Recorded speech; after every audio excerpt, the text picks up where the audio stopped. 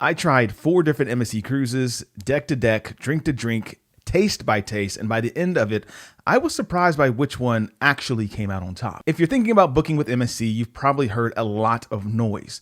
They're the European budget line, service is spotty, beautiful ships, but weird food. And while some of that used to be true, what I experienced might just flip your expectations upside down. And I'm talking about the MSC World America, Seaside, and the Meraviglia. And while each ship has its perks, not all are created equal, and that's the solution I would like to bring to you today. So if you're trying to figure out which MSC ship is worth your money, let's break them down, ship by ship, category by category, and then I'll reveal which one won me over completely.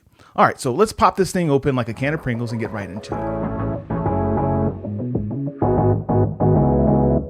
Yo, what's up? My name's Griff, founder of Ahoy365.com. If you're new here, welcome. But if you've been here, baby, welcome back, Paradise Crew. Let's jump into it. So jumping into the cabins on the MSC Meraviglia.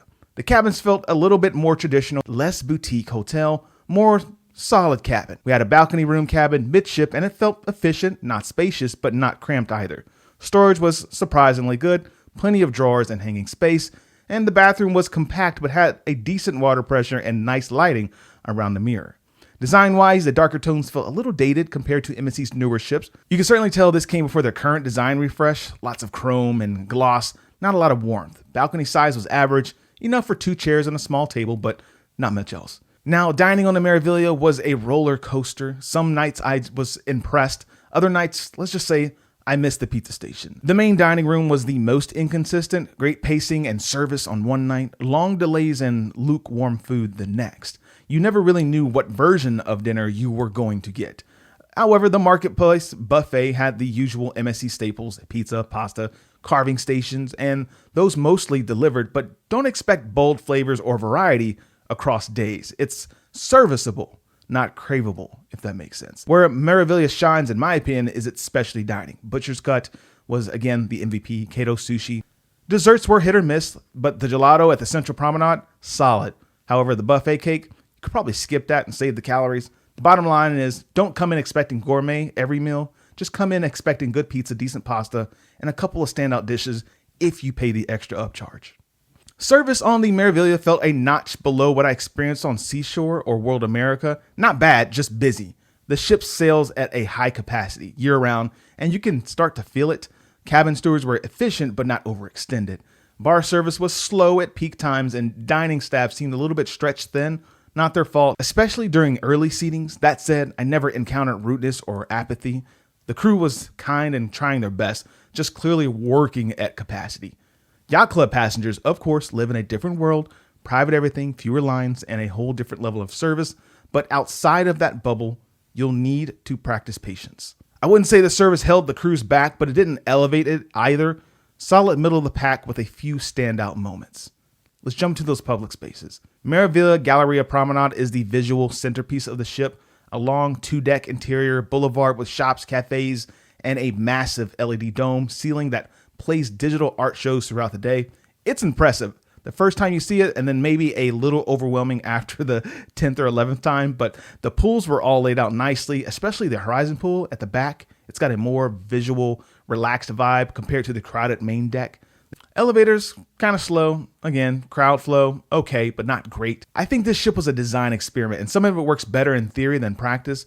Beautiful overall, yes. Efficient, sometimes. Let's jump into the entertainment. Meraviglia was once the home of Cirque du Soleil at sea, and you can still feel the ghost of that ambition. While those shows are gone, the production value across the entertainment lineup remains pretty good.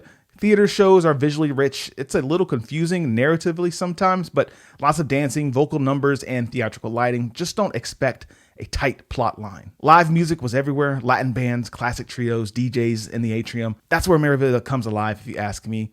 Trivia, karaoke, themed parties, all present and accounted for. One miss is scheduling. Some events overlapped or were packed into odd times. You really had to study the daily program to avoid missing something good. Overall, lots of options, a few real standouts, and a fun vibe if you can keep up. Family, Meraviglia does family very well, especially for multi-gen groups. The kids club are bright, well run, and broken down by age. Teens have a dedicated space with games, hangouts, and events, and they were actually using it, which says a lot. The aqua park is modest compared to newer ships, but it's still fun. water slides, splash areas, and I'd say a decent sunbathing space around it. Arcade was pricey, as always, but stocked with a mix of retro and modern games, and the ropes course and sports court gave kids plenty to do outside. The big bonus is lots of casual dining options. The pizza and the buffet kept kids happy, and the gelato cart, it's just a regular stop. Gelato is gelato. It's really, really good, and they do it well. If you're cruising with kids or teens, this ship works perfectly, in my opinion. Maybe not as shiny or as advanced as World America, but still a strong option, especially for the price. Meraviglia gives you a big ship experience at a mid-sized ship price.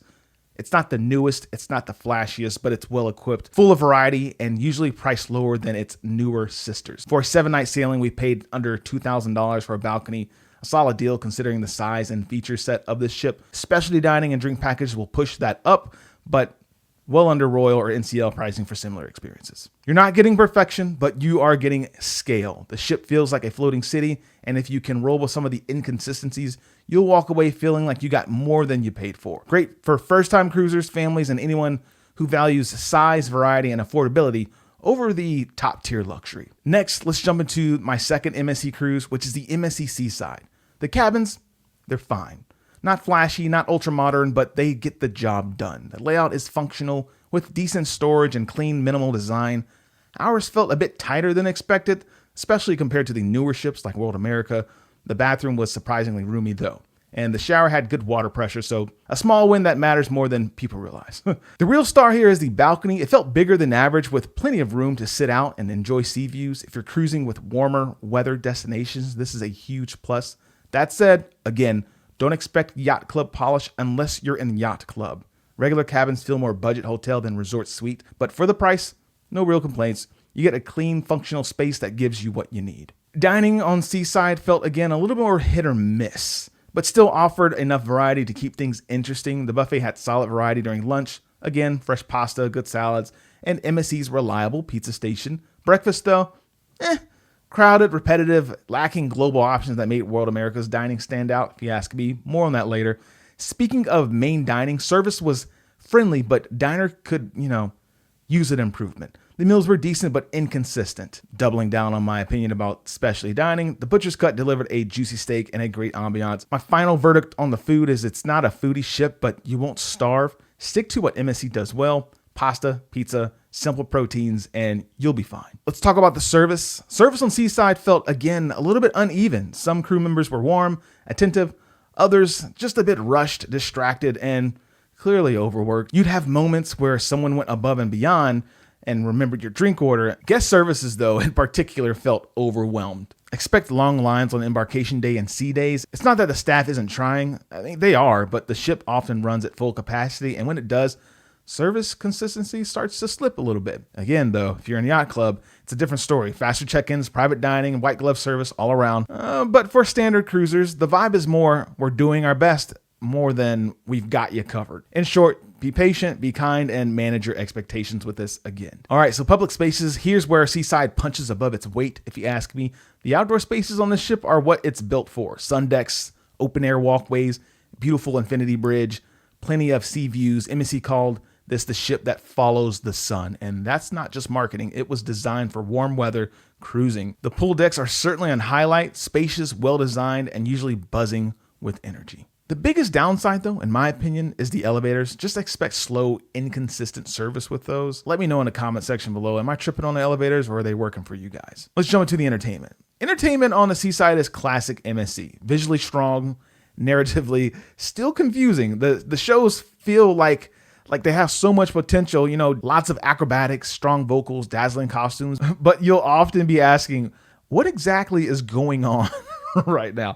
That said, there's no denying the talent. The performers are legit, and the production value is better than you might expect from a value-focused cruise line. Live music around the ship is where the magic happens, if you ask us. Again, the Latin bands, jazz trios, solo pianist, it all adds great energy, especially to the bars and the lounges. But if you're expecting Broadway storytelling, you're going to be confused. This is not where it exists yet. Honestly, I think the MSC Seaside is a great choice for families, especially in a warm weather destination. The kids club, vibrant, spacious, broken out by age, again, similar to the MSC Meraviglia. And teens areas were just active, foosball, video games, dance parties, and the like. With the aqua park and water slides being a hit for both kids and adults, it's fun, colorful, and surprisingly big. especially for like a non-mega ship. Overall, I think MSC Seaside nailed the balance here. So value for money, where does it sit with me? This is where Seaside, I think, quietly wins this. If you're comparing apples to apples, i.e. what you're getting versus what you're paying, this ship offers some of the best bang for your buck in mainstream cruising. Seaside cruises often come in several $100s cheaper per person than similar itineraries on Royal Caribbean and Norwegian. And while you won't get every bell and whistle, you'll still get a beautiful ship, decent food, great pools, and decent entertainment. Again, it's not the newest or the flashiest ship in MSC's fleet, but if your priority is sunshine, affordability, and a good time just to kind of escape without breaking the bank, Seaside is a very smart pick here. Let's hop into the MSC World America next, because I think it's time to talk about it. Honestly, dining, this was the best food I've had on any MSC cruise, full stop. I've sailed them before, and let's say my expectations were managed this time, but this time, the chicken, the burgers, the wings were actually pretty delicious. I went back for seconds. The pizza, again, classic MSC, which means it's better than most pizza you'll find on land. Seriously, it's underrated. Breakfast in the main dining room was a sleeper pick for me. The global options, consistent quality, and way better than the buffet, which was, as usual, felt kind of flat, especially in the morning. But special shout out to the craft beer selection. That was a very nice surprise. Nothing else stood out as unforgettable to me, but that's okay. MSC's always had a few misses in their dining apartment. This time they've got enough right that I left genuinely impressed and full. Let's jump into service. This was hands down the best service I've had on any MSC cruise. No contest. Staff felt calm, present, and actually available without me having to be in yacht club. I didn't get that usual rushed or overwhelmed energy that MSC sometimes gives off, especially on sea days. Our servers were attentive without hovering, and even the guest services desk moved quickly. Cabin steward was friendly and remembered our preferences by day 2. Is it a luxury line level? No, but for the ship's size, a mega ship, and especially on MSC, this felt like a real upgrade. They've clearly invested in training or staffing or both. Either way, I noticed and I appreciated it. To me, the cabin was a win. The color palette leaned into these rich brown tones. It kind of reminded me of Italian leather. It felt warm, upscale, not overly flashy. Everything was where it needed to be. Storage was solid, bed was comfy, room felt clean and well maintained. Only downside though, the balcony. Definitely on the smaller side. We were forward this time. Anyways, you're not doing yoga out there. You're doing a 1 chair and 1 coffee. Don't move too much. It's small, but still, I'll take a small balcony over no balcony any day. Overall, one of my favorite cabin layouts from MSC to date. For public spaces, I think MSC nailed this. If you're a fan of modern design, you're going to love what they did here. The World Promenade might be their stylish public space yet, especially that it matches World Europa. It's a sister ship. It felt more like walking through a floating resort in Milan. Funny moment, they have a cafe. They messed up my coffee order 3 times, and somehow every version still tasted great. I mean, an Italian cafe, go figure. They might get your order wrong, but still, it was delicious each time. I also had a blast at the harbor. You know, the ropes course, the jaw drop slide, water features. It's great for kids and grown-ups pretending to be kids. Hi, that's me. Everything felt fresh, intentional, and well put together. This didn't feel like just another cruise ship. It felt like a flagship, which it is. Mission accomplished. Entertainment, I didn't expect to enjoy Dirty Dancing, but I did.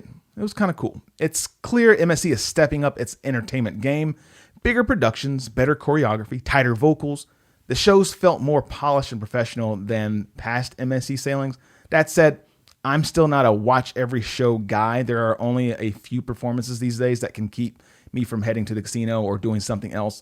But I respect the effort. Don't get me wrong. The cast is talented and the productions have definitely leveled up. If entertainment is your thing, you'll appreciate the upgrade. If it's not, you'll still find something worth seeing at least once. And I will see you at the casino. Listen, I think this ship was built for families, and it shows. From the harbor to the water slides to the teen spaces, MSC World America has more kid and teen-focused features than any other ship I've seen in their fleet. It felt like they finally embraced the fact that modern cruising includes multi-generational travel and built spaces accordingly. Whether you've got toddlers, teens, or traveling with grandparents, there's something for everyone here, and more importantly, it all feels like it belongs. Nothing felt like an afterthought this round. This ship is family first, and it works. Value for the money. Let's get real. It's not the cheapest option this round, but compared to what else is out there, it still holds up. World America is MSC's flagship, and it's priced like it. It's going to cost you anywhere between $2,500 to $3,000 for a 7-night cruise, which might sound steep until you realize that a similar ship, Icon of the Seas, they're pushing $10,000 for the same types of itinerary for a balcony cabin. I'm just saying. So yes, you're paying more than you would on Seaside and Meraviglia, but you're getting more. Better food, better public spaces, better service. It actually feels like a flagship. If you're used to Royal or Norwegian pricing, this feels like a steal. If you're coming from an older MSC ship, expect to pay more and experience more. It's a premium experience at a not quite premium price. And for that, I think that's fair. So after sailing all 3 ships, here's how my rankings shake out. My third goes to MSC Seaside. Fun, sunny, and outdoor focused, but starting to show its age. Now, obviously, this is my take, and they have several other ships like I think Euribia, Divina, but I'd love to hear yours. If you've sailed any of these ships or have a suggestion, drop your ranking in the comments for the others to see below. But if you're asking me, what's your number 1 spot? It's the ship where everything finally came together. Better food, better services, smarter design, and a vibe that made me feel like MSC is officially getting ready for prime time.